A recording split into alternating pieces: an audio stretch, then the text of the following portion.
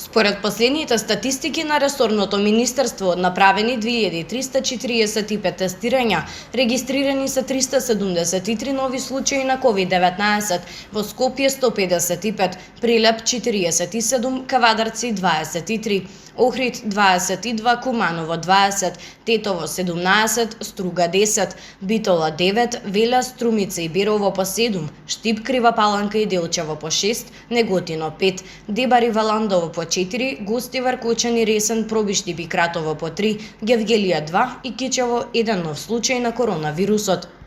Пријавени се вкупно 8 починати лица, 5 пациенти од Скопје по 1 од Куманово, Гостивар и Прилеп. Сите пациенти се починати во болнички услови.